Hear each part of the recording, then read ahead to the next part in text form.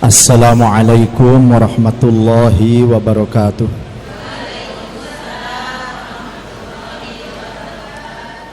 Berjalan menuntut ilmu, hakikatnya dia sedang berjalan menuju surganya Allah. Mudah-mudahan sesuai dengan nama musola kita, ikhlas.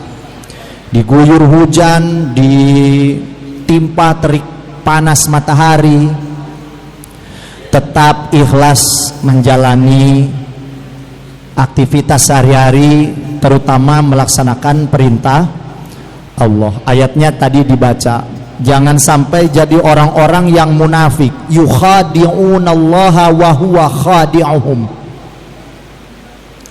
Orang munafik itu sifatnya itu mereka merasa bahwa telah menipu Allah. Bayangkan, bukan lagi orang manusia yang ditipu, Allah. Tapi betulkah rekayasa, perdaya, ya, politik, intrik, siasat itu bisa menipu Allah? Wa huwa khadi'uhum. Tipuan mereka itu dibalikkan oleh Allah. Justru Allah yang membalas tipuan mereka. Apa balasannya? Mereka semakin tenggelam dalam kesesatan, dalam kegelapan, merasa bahwa perbuatan yang mereka lakukan itu benar. Ini bahaya, kalau salah sudah disebut benar. Makanya kata guru kami, biasakan benar, jangan membenarkan kebiasaan. Coba kalimatnya, biasakanlah dalam keseharian kita berbuat benar atau jujur. Itu sifat dasar seorang Rasul yang wajib kita contoh, karena Rasul adalah uswah hasanah, teladan yang baik, yang sifat-sifatnya itu harus benar-benar kita ikuti. Ya. Kejujuran itu membawa kepada kebaikan. Kebaikan itu bisa membawa kepada surganya Allah. Ada seseorang, meskipun kejujuran itu terasa pahit pada pandangan mata, ya, Rasul karena sifat dasarnya itu jujur, ketika Rasul bicara, bertindak selalu jujur, itu tidak menguntungkan semua. Cenah ustad jujur wae mah nyeri hate. Dah memang begitu. Rasul pun begitu. Kejujuran Rasul membawa risalah dari Allah, menerangkan hukum wajib, sunnah, mubah, makruh, khilaful aula, haram. Itu jujur dikatakan kepada semua orang, yang menerima, yang tidak menerima, yang menolak, bahkan yang menyakiti Rasulullah. Pernah mendengar Rasul itu dilempari tai unta? Pernah. Dilempar batu? Pernah. Sampai berdarah-darah, kakinya itu berdarah-darah. Sudah dihalangi oleh sahabatnya berdarah-darah punggungnya. Demi mempertahankan kejujuran. Sebab kalau tidak jujur, munafik.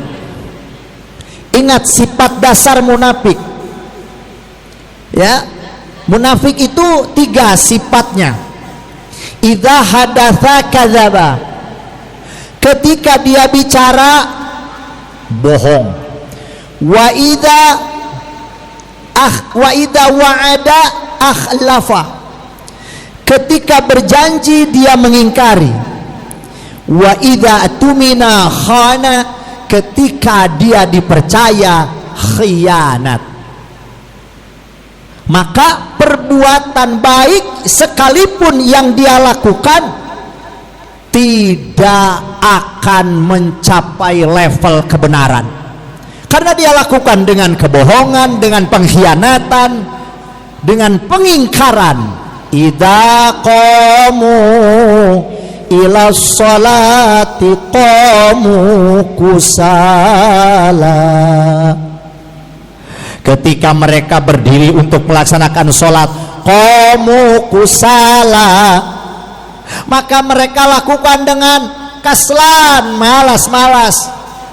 Ini kalau orang Sunda mah ada aja bahasanya, kusala itu jadi kusal kisel, tapi jangan ya, jangan maksud guyon itu Quran, tapi kok ada seperti cocok logi gitu ya. Kalau di Sunda kusal-kusel apa? Malas, kaslan, malas sekali ya. Sekalinya tidak terlihat malas, hebat, takbirnya mantap, Allahu Akbar, yuraunan nas, pasti dia juga tidak jujur mengagungkan asma Allah dengan benar itu. Karena apa? Ada tujuan dalam hatinya, yuraunan nas, dia pasti ingin dilihat oleh orang lain. Tambah lagi satu lagi tuh ya, waria juga sifat orang munafik. Maka kita bersyukur sudah ngaji hukumnya wajib ya. Berarti kalau tidak ngaji dosa hukumnya, sekaligus menghindari perbuatan maksiat dan perbuatan kemunafikan. Coba andai saat ini kita tidak ngaji, hujan-hujan paling gak ngahekok di kamar ngomeh HP ya, salah suami masih kerja, atuh masak timbang sayur ceci mendoang, oseng, cuci piring tinggal nyolek omo, lek secolek ke omo, beres. Atau depan TV begini aja, atau nunggu COD, kemana ini COD belum datang.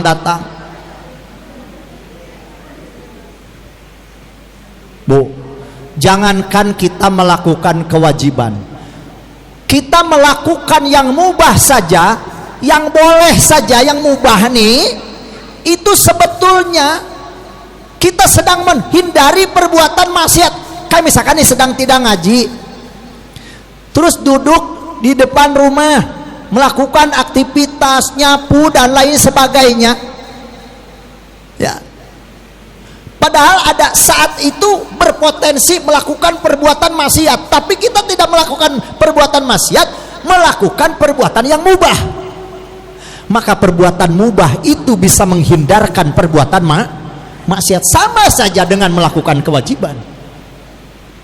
Karena menghindari perbuatan maksiat itu hukumnya wajib ya. Jujur tuh ya, di samping sifat-sifat yang lain.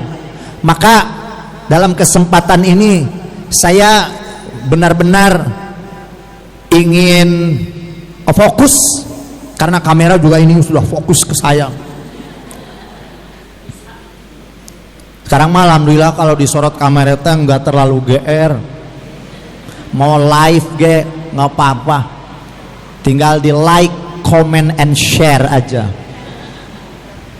Ini share gitu Ustadz ya. Saya ingin membaca kitab Syarah Bidayatul Hidayah, namanya kitab Marokil Ubudiyah, agar kita terhindar dari perbuatan maksiat. Yang ada kitabnya silakan halaman 64. Yang tidak punya, saya bawa catatan Ustadz, silakan untuk mencatat. Nanti kalau kurang jelas ada Mamah Pawaz, ada Mamah Danis, ada Mamah Salman, nanti bisa dipertanyakan nanti ya. Saya ingin menceritakan kisah seorang nabi tapi tidak kisah panjang kehidupannya kayak gimana-gimana, bukan. Kisah ini pasti, kalau Nabi pasti kisahnya kisah teladan, uswah itu ya, uswah hasanah. Ada salah satu nabi yang namanya Nabi Daud alaihi salam. Nabi Daud ini terkenal menjadi seorang raja, bahkan putranya lebih daripada beliau, Nabi Sulaiman alaihi salam.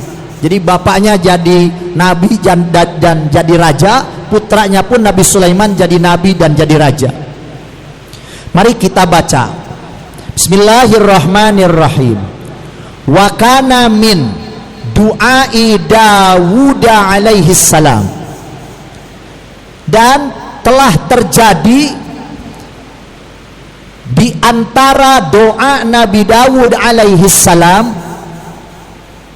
Jadi beliau berdoa kepada Allah, meminta kepada Allah. Tentunya kalau seorang nabi mah, ini pasti permintaannya diijabah oleh Allah ya. Nabi, orang yang suci, yang bersih, yang mulia, penyampai risalah syariat dari Allah. Dan ini sebetulnya lebih kepada wejangan untuk kita, bahwa Nabi sudah menegaskan ad-du'a silahul mu'minin. Doa itu adalah senjata orang-orang yang beriman. Dikala kanan sudah tidak peduli, kiri juga sudah tidak mau menolong, depan malah membelakangi, belakang malah berlalu, saatnya menengadahkan tangan ke atas langit sebagai kiblatnya doa.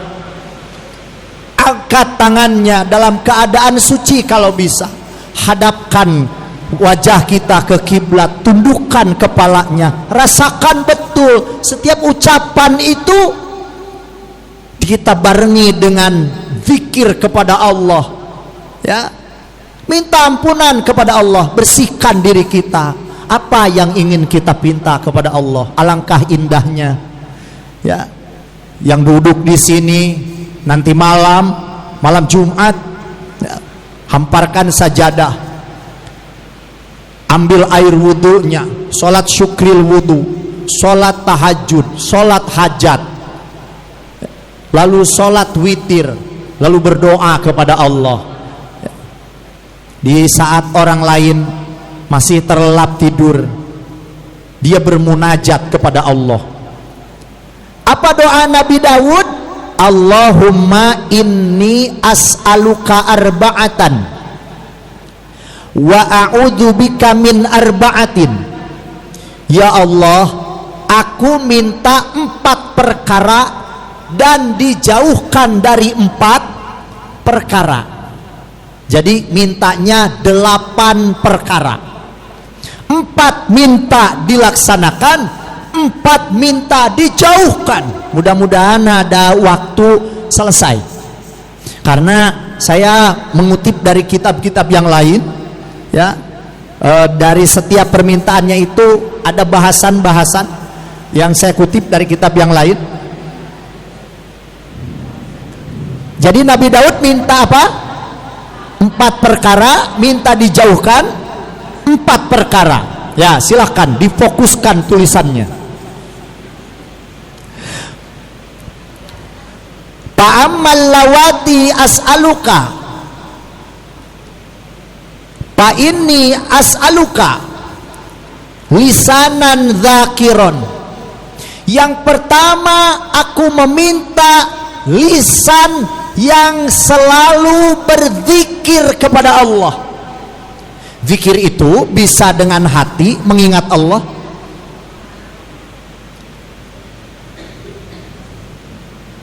bisa dengan perbuatan, artinya perbuatan ini sesuai dengan aturan Allah. Dan yang paling familiar zikir itu adalah dengan lidah.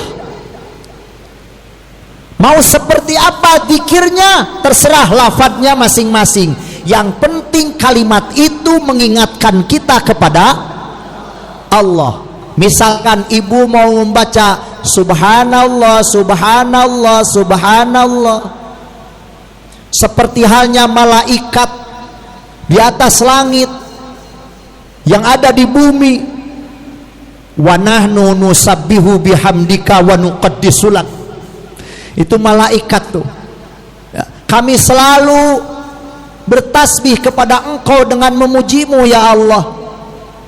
Wa nuqaddisu lak, dan kami juga selalu mensucikan Engkau dari segala sifat-sifat yang tidak layak kepadamu.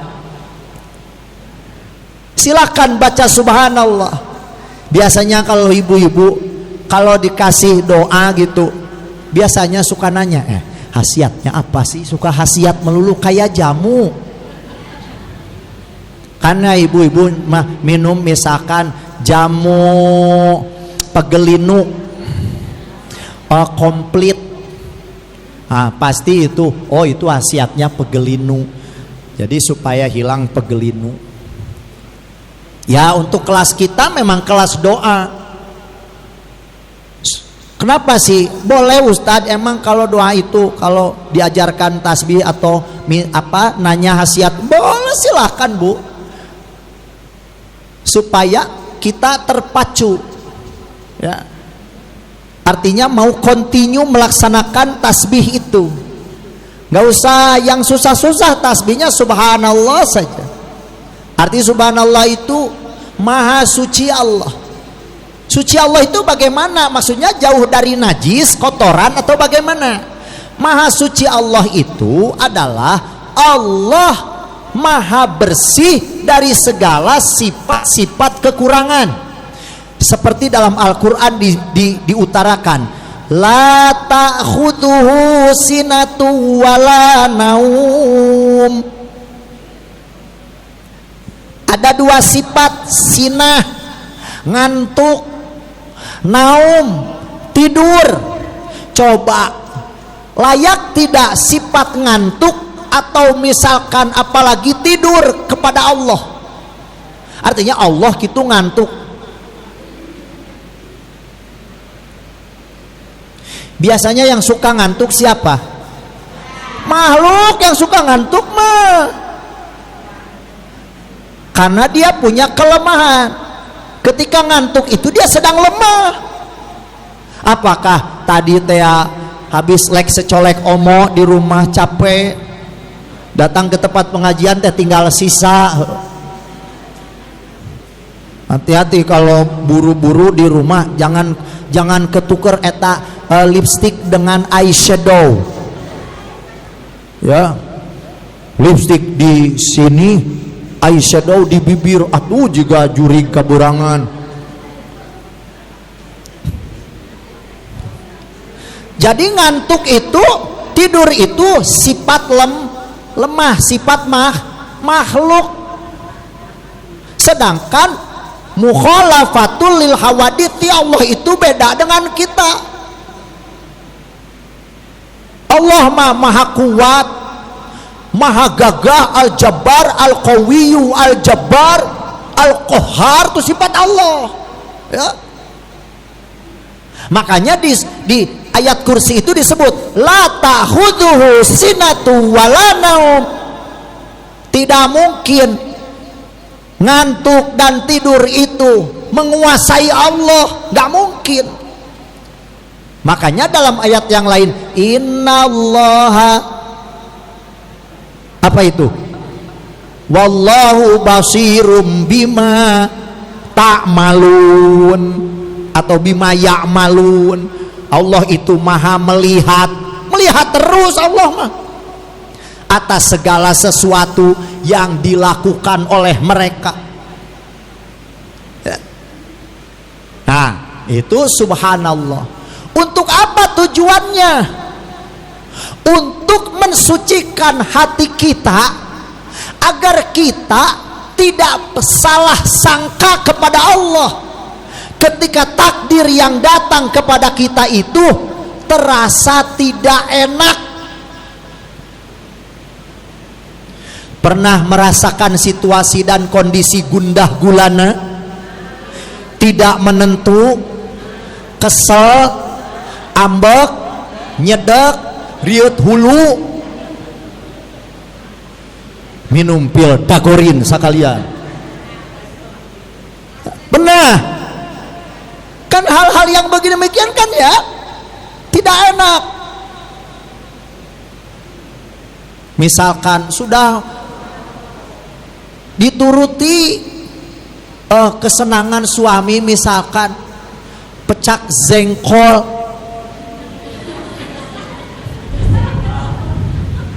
saya kalau makan di rumah itu Mamah Danis tuh suka nanyain, bi aya jengkol nate, aya mang siap. Saya yakin jengkol waktu itu siapa adanya Danis disunatin tahu jengkol makan 2 kali nambah lagi Van. Maklum si bolang. Masya Allah. Udah begitu udah. Ini kesukaannya. Coba hek. Enak aja eta suami ngomong, ya olah jengkol tehnya kurang garam. Oh. Enak nggak? Perasaannya enak. Ya. Ya. Kadang kita dengan Allah suka begitu. Sudah sholat awal waktu, benar. Pan sholat awal waktu teh itu teh perbuatan yang paling disukai oleh Allah tuh teh. As-sholatu ala waktiha, sholat pada waktu itu perbuatan yang paling disukai oleh Allah. Sebelum sholat awal waktu juga sudah apa? Sudah qobliyah. Habis sholatnya ba'diyah, sudah zikir. Dengan suami sudah baik-baik, dengan tetangga mertua sudah baik-baik, dijalani ngaji, wiridan, apa-apa sudah dilakukan. Kunaon ieu hirup ripuh keneh wae. Pernah mengalami begitu? Suka ada ngedumel dalam hati. Aya lah seetik nama. Tidak terucap mah, dah sering ngaji, jangan diucapkan jadi tidak adab kepada Allah. Tapi di hati mah kekeh ngedumel teh. Ini teh iraha atuh mau tik-tik udah begini katanya sudah begini kieu keneh wae. Pak cenah eta diasupkeun kana kamera ngomong gitu ka harti itu kaharti lah. Nanti ada terjemahnya, baca aja di itunya nanti ya. Di deskripsinya. Ya, benar ya. So ambil tasbihnya, baca subhanallah. Karena terkadang keterbatasan pengetahuan kita akhirnya menyebabkan kita tidak memahami kerjanya Allah. Benar? Suka ada peribahasa dalam agama, anta turid ana urid wallahu yaf'alu ma yurid. Kamu ingin, saya juga pengen, wallahu yaf'alu ma yurid. Tapi Allah keinginannya juga sendiri. Kamu ingin cepat, aku juga ingin cepat. Tapi terkadang Allah ingin lambat-lambat. Tidak mungkin Allah meninggalkan kamu yang selalu bertasbih kepada Allah. Tidak mungkin Allah meninggalkan tetesan air matamu yang kau jatuhkan di malam hari. Tidak mungkin keluh kesahmu hanya kepada Allah. Allah tidak mendengarnya. Ku genah ya bari hujannya asa di nang naneng itu bener tuh. Isa jadi berkaca-kaca tuh. Ya Allah. Pan kita mah pengennya tanya sebagai orang beriman, indah hidup ini ya. Pokoknya mah enggak usah susah-susah lah ya Allah. Biarinlah saya mah. Asal setiap hari 1 juta ge buat jajan doang. Bener kan nafsu mah kayak gitu.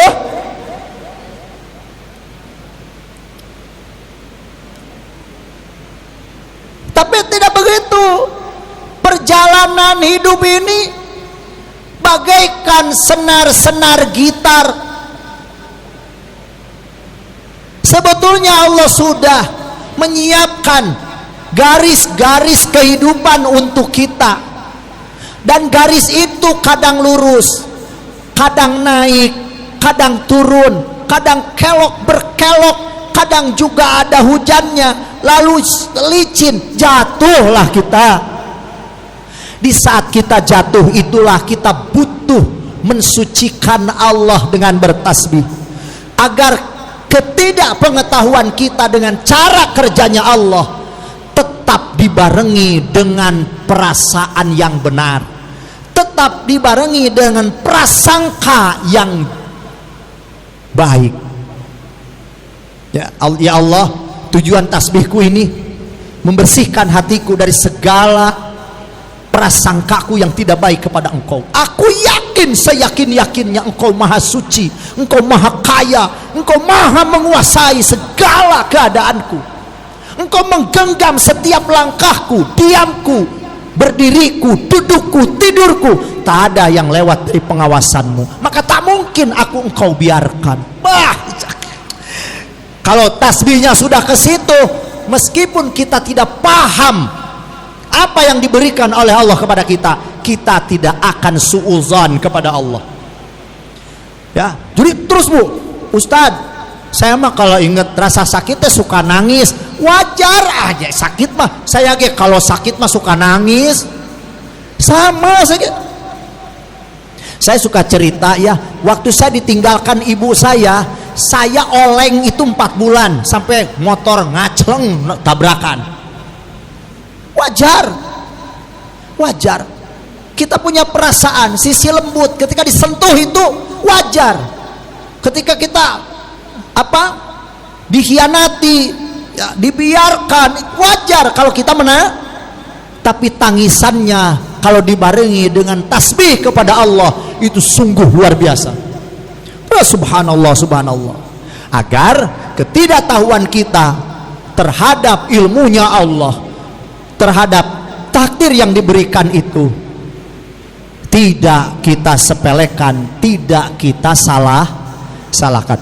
Makanya minta kepada Allah agar lisan ini selalu berzikir. Baru subhanallah doang tuh habis. Udah ngajinya jarang lagi. Apa karena saya sebagai ustadz di sini tidak terdaftar nama saya gitu ya?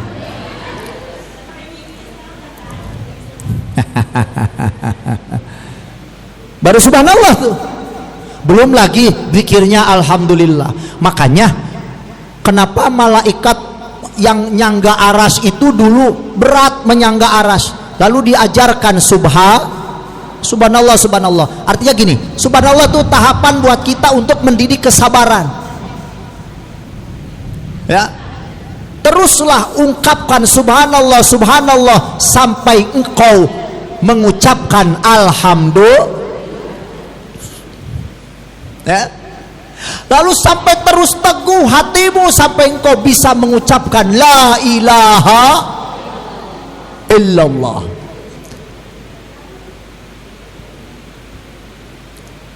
Jadi pertama mintanya adalah zikir kepada Allah. Subhanallah, alhamdulillah, la ilaha. Kalau sudah la ilaha illallahnya teguh, apapun yang terjadi, Allahu akbar, Allah maha besar. Maka kesananya jadi la haula wala quwata illa. Dan memang begitu, apapun usaha kita, apapun daya kita, apapun kekuatan kita, tetap saja gerakannya dari Allah. Makanya la haula wala quwata illa. Mangga ibu-ibu mau diamalkan mangga, subhanallah, alhamdulillah, la ilaha illallah, wallahu akbar, wala haula wala quwata illa. Lebih hebat lagi kalau tasbih itu dibaca dalam sholat tasbih. Ini mah sholat tasbih teh awal tahun aja akhir tahun. Ntar cenah ustadang hijriahnya ge lami keneh. Seolah-olah sholat tasbih itu harusnya awal tahun doang. Ya. Gak apa-apa ibu-ibu, sholat tasbih setiap hari gak apa-apa kalau kuat fisiknya. Atau misalkan sebulan sekali, atau 2 minggu sekali, atau seminggu sekali, gak apa-apa, silahkan. Ya, kenapa harus dalam sholat dibacanya? Karena sholat adalah ibadah badan yang nilainya tertinggi. Sholat itu maknanya doa. Doa itu artinya permintaan kita kepada Allah. Alangkah hebatnya kalau kita meminta kepada Allah dalam keadaan sholat. Hiji. Jadi yang pertama minta apa? Lisan yang selalu berzikir. Dua, soalnya saya tadi nanya dulu sampai jam berapa, 5:30. Jadi ibu-ibu jangan dulu usar isertan. Dua, wa qalban syakiron. Ya Allah, yang kedua aku meminta hati yang selalu bersyukur kepadamu. Ini penting dalam menjalani kehidupan. Bagaimana hati ini terbuka melihat segala celah fasilitas dari Allah. Ya. Meskipun hati bukan pelaku, sebab kalau pelaku mah sebetulnya panca indera, mata, telinga, hidung, lidah, tangan. Tapi kenapa Nabi Daud mintanya adalah hati yang bersyukur? Karena saya kutip dari kitab Syarah Al-Arba'in An-Nawawiyah, ada hadis, penggalan hadis, yaitu ala inna fil jasadi mudghatan. Ingatlah bahwa di dalam tubuh kita itu ada segumpal daging. Idza sholahat, ketika daging itu baik. Maksud daging baik teh kumaha daging baik teh? Bil iman wal ilmi wal irfan. Daging itu penuh dengan keimanan. Keimanan teh maksudnya penuh dengan kepercayaan. Kalau kita teguh iman kepada Allah, berarti kita 100% percaya kepada Allah. Ini level tertinggi. Wala tahinu wala tahzanu wa antumul a'laun. Jangan pernah kamu merasa rendah. Wala tahzanu, jangan pernah juga merasa sedih. Wa antumul a'laun, sedangkan derajatmu tertinggi di hadapan Allah. In kuntum mu'minin, jika kalian adalah orang-orang yang beriman. Ya, jadi level iman itu a'la. Kan ada a'la di atas, a'la teratas. Ya, kalau istilah baik terbaik. Kalau istilah orang luar negeri mah best of the best. Mending ngeunah eta ngomong bahasa Inggris. Iman tuh. Ya. Mungkin ya kalau kita sudah biasa di fasilitas di sini di Gria Bukit Jaya yang kalau banjir ge ya paling ge atuh paling tinggi ge atuh di bawah dengkul. Ya. Paling ge gitu. Tapi kalau kita konteksnya lihat dengan saudara-saudara kita yang di Sumatera, Allahu Akbar. Bu, rumah sudah habis, keluarga juga hilang, ayah bunda tidak tahu di mana rimbanya, perut lapar. Sampai orang-orang yang memberitakan itu menangis, tidak kuat melihat penderitaan mereka itu. Tapi apa? Ketika relawan datang melewati mereka, anak kecil bilang, "Bapak, bawa Quran enggak, Pak?" Anak sekecil itu dalam keadaan musibah, ayah bunda tergerus ke bawah banjir, wafat, masih menanyakan Al-Quran. Bayangkan anak kecil.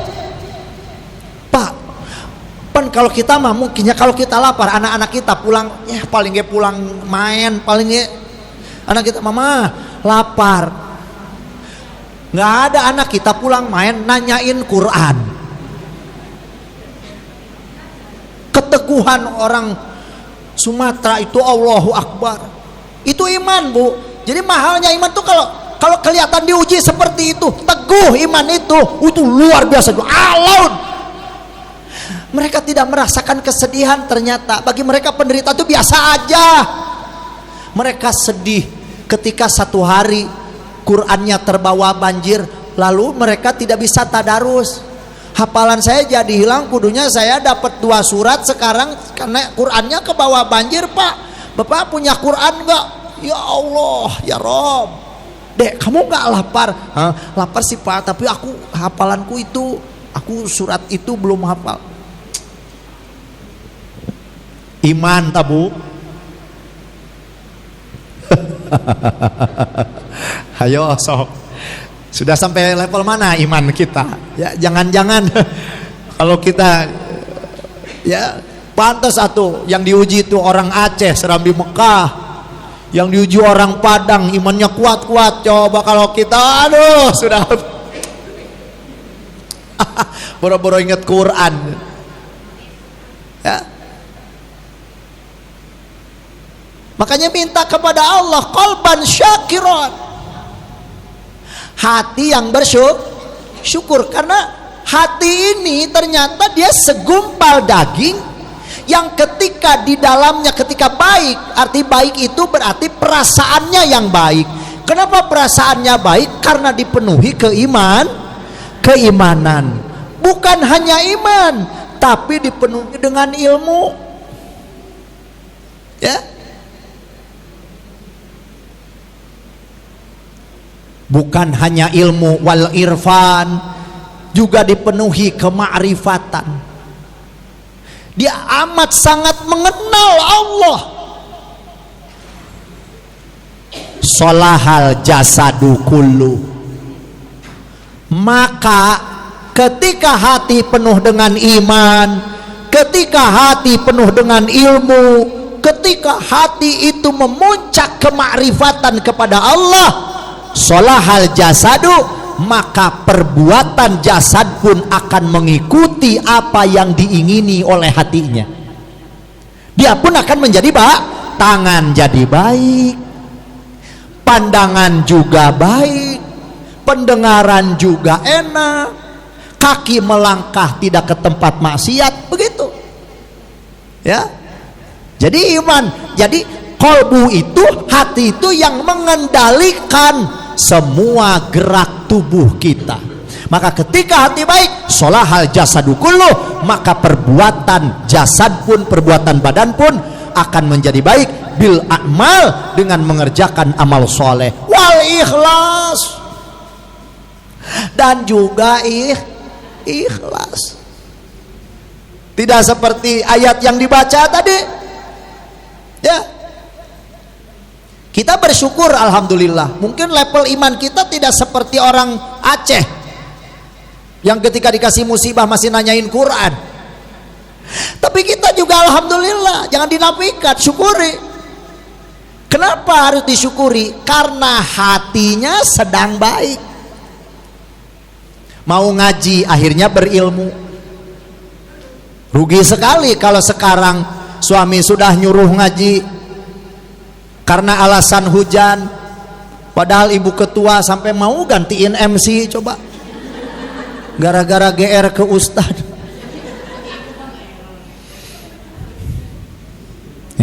Gara-gara lama nggak ketemu sih Mama Salman gitu. Aduh, cenah ustad mah cenah sok gitu. Ya, gitu. Jadi jangan sampai hati kita tuh bergeming.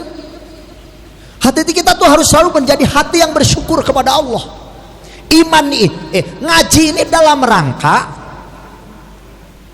membersihkan hati itu. Ya, membersihkan hati itu, mensucikan bahkan, supaya perbuatan ke depan ini jadi bagus.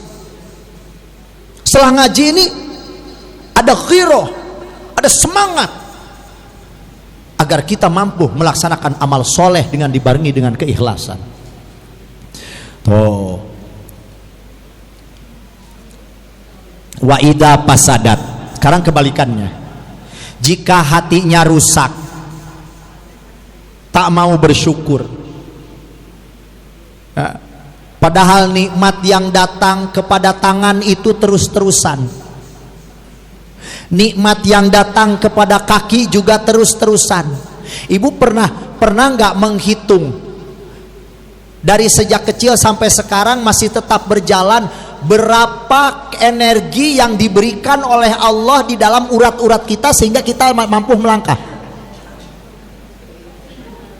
Belum? Sama.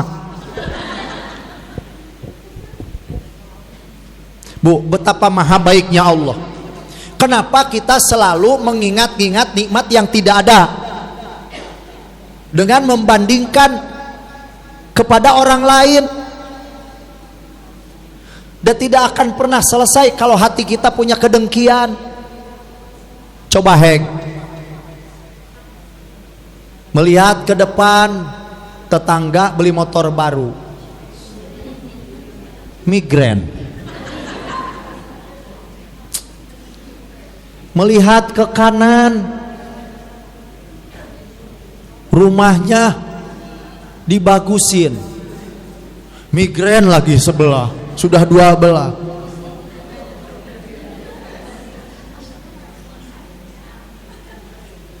Melihat ke kiri, eta tetangga make pamitan dehnya, jeng, aku mau rekreasi dulu ya, mumpung anak-anak libur, ayahnya ada di rumah. Kemana? Mau ke Semporna. Di mana itu Semporna? Di Malaysia itu loh, yang deket gedung Petronas. Oh tuh, langsung digotong ke sentra medika.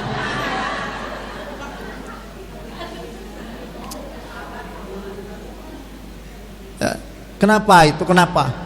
Karena hatinya rusak. Hatinya tidak bersyukur. Padahal Allah berikan kekuatan tangan. Dia bisa menggerakkan tangan, bisa makan, bisa memegang. Itu nikmat bukan? Sekarang lidah masih terasa nano-nano enggak? Maksudnya asin terasa asin, manis terasa manis, pahit, gurih, masih bisa merasakan. Bukankah itu nikmat? Sekarang mata, coba ibu mandang ke saya, ada berapa warna dalam tubuh saya? Ini warna apa? Hitam. Ini hejo carulang. Sawo buruk. Ini coksu tuh, Mang Acan ya berseragam Mang Hasan. Coksu. Berarti masih normal matanya? Nikmat bukan? Coba ibu-ibu tanya ke rumah sakit Singapura yang khusus mengurusi masalah mata, berapa harga retina dan kornea? Salah satu ustadz kita, putrinya dulu kena penyakit sel darah putih. Tahun berapa ya? 2000-an. Maaf, itu kalau dioperasi di Singapura, sel darah putihnya sekali operasi 5 miliar, Bu.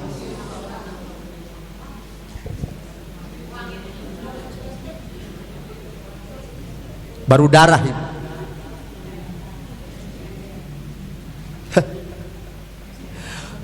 Itu khalaqa mukha wa azma wa aduda wa uruqa wa lahma wa jilda wa sya'ran binazmi mutalifib mutarakib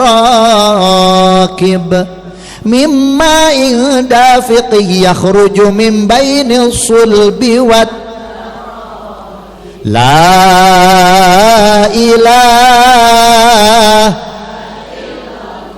Suka diresapi tidak itu kalimat itu? Jangan cuma dengerin enak hadrohnya doang. Coba resapi. Khalaqa mukhan, Allah itu yang menciptakan otak. Hebatnya kerja otak. Dia bisa merangsang seluruh tubuh sepersekian sekon, bukan lagi detik. Dia bisa menyalurkan pengetahuan, gerak, refleks dari mulai kepala, saraf sampai kaki. Jika dibentang itu saraf kita dari kepala sampai kaki, maka takkan terbentang 40.000 kilometer. Itu yang kita misalkan Titajong, non sih Titajong bahasa Indonesia na? Oh kesadung, poho. Eta Titajong, adau, sakit. Eta laporan dari kaki ke otak, ya, ke mulut, pan ada sejam, nggak ada sejam itu,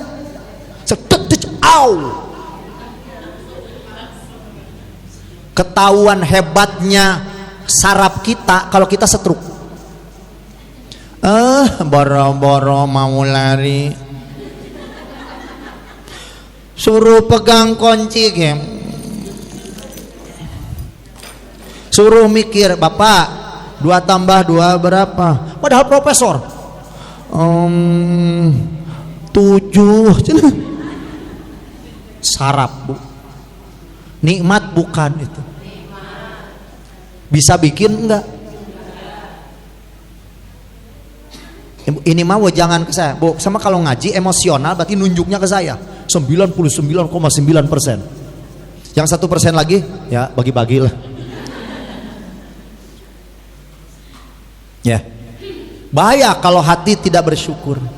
Makanya dalam doa maulid itu ada bahasa Allahumma ja'alna li'alaika dzakirin wali na'maika syakirin wali yaumi liqa'ika minadzakirin. Ya Allah, jadikanlah aku manusia-manusia yang selalu ingat akan nikmat-Mu, wali na'maika syakirin, jadikanlah aku manusia-manusia dan hamba-hamba yang selalu bersyukur atas nikmat-Mu. Ingat dulu, sebab kalau tidak ingat tidak mungkin bisa bersyukur. Ingat betul, ingat dalam tubuh kita ini mahal. Oh, apalagi kalau kita ngitung apa? Ngitung pembuluh darah yang dialirkan dari jantung, ya, ke vena, ke kapiler, balik lagi ke jantung. Berapa apa itu panjangnya kalau dibentang itu apa disebutnya pembuluh darah kita? Maka akan terbentang 100.000 kilometer. Berarti 2 kali putaran bumi. Kalau saraf tadi 1 kali putaran bumi 40.000 kilometer. Berarti kalau pembuluh darah 100.000 kilometer berarti sama dengan 2 kali putaran, habis waktunya. Catatlah batasan saya. Kapan Ustadz nyambungnya? Tergantung Mamah Salman. Ya, alhamdulillah malam ini, sore ini kita mendapatkan hikmah. Mudah-mudahan hikmah ilmu ini bisa menjadi motivasi buat kita semuanya. Ya dzal jalali wal ikram, Allahumma shalli ala sayyidina wa habibina wa syafi'ina wa maulana Muhammad wa barik wa sallim radhiyallahu tabaraka wa ta'ala kullu sahabati rasulillahi ajma'in. Amin. Alhamdulillahi rabbil alamin, hamda yuafi ni'amahu wa yukafi'u mazidah. Ya Rabbana lakal hamdu wa lakal syukru kama yanbaghi li jalali wajhikal karim la azimi sultanik. Allahumma ighfir lana ya ghafur warhamna ya rahim. Allahumma anfa'na bima 'allamtana wa 'allimna ma yanfa'una warzuqna ilman yanfa'una. Rabbana zidna ilman birahmatika ya arhamar rahimin. Rabbana atina fid dunya hasanah wa fil akhirati hasanatan wa qina adzabannar wa adkhilnal jannata ma'al abrar ya azizu ya ghaffar ya rabbal alamin. Wa sallallahu ala sayyidina Muhammad wa ala alihi wa sahbihi wa sallam. Subhana rabbika rabbil izzati amma yasifun wassalamun alal mursalin walhamdulillahi rabbil alamin. Wassalamu alaikum warahmatullahi wabarakatuh.